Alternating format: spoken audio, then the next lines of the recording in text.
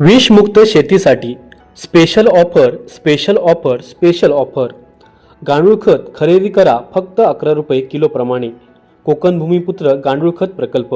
आमच्याकडे उत्तम दर्जेदार खात्रीशीर गांडूळ खत, व्हर्मी वॉश, गांडूळ खताचे बेड, वेस्ट डिकम्पोसेस तसेच गांडूळ बीज मिळेल.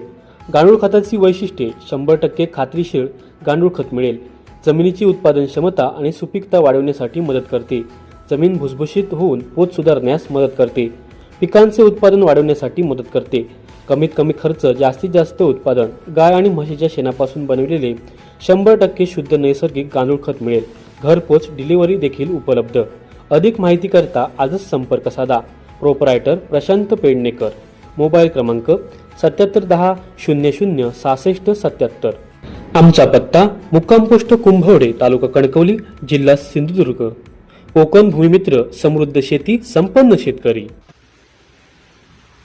गेल्या 4 महिन्यापासून कोकणातला आंबा आणि काजू उत्पादक शेतकरी सातत्यानं सरकारकडे मदतीची अपेक्षा व्यक्त करतोय. कारण वातावरणामध्ये झालेल्या बदलामुळे आंब्याला फळधारणा झाली नाही, काजूची तीच अवस्था झाली.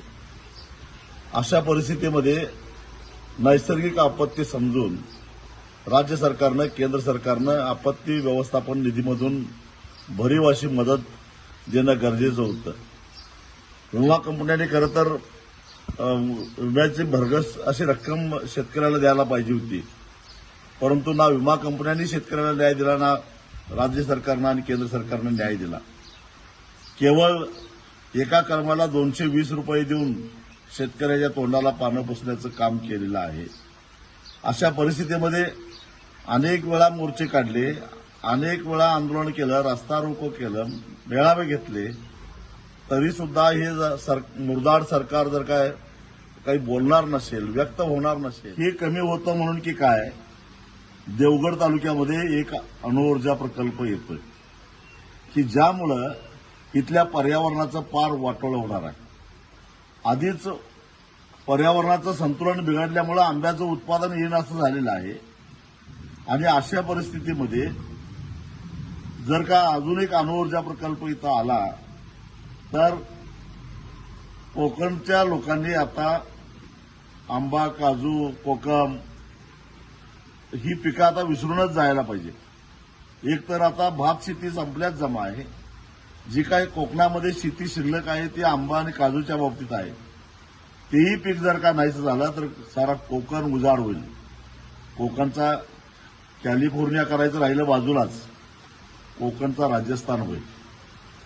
आणि म्हणून खरा कोकणवासी मग तो मुंबईत राहणारा असो किंवा कोकणात राहणारा असो, ज्याचं कोकणावर नितांत प्रेम आहे,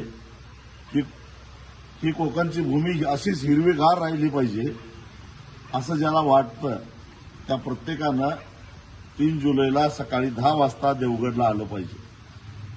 हे सरकार जर आम्हाला न्याय देणार नसेल तर आता जलसमाधी घेऊनच आम्ही आमचा शेवट करून घेऊ, अशी टोकाची भूमिका कोकणातल्या शेतकऱ्यांनी घेतलेली आहे. गड्या तू एकटा नाहीस, आम्ही सारे तुझ्याबरोबर आहोत हा संदेश देण्यासाठी सगळ्यांनी 3 जुलैला सकाळी 10 वाजता देवगडला या, एवढंच निमंत्रण मी देतो. समर्थ न्यूज चॅनल यूट्यूबवर सबस्क्राईब करा व बेल आयकॉनवर क्लिक करा आणि रहा अपडेट.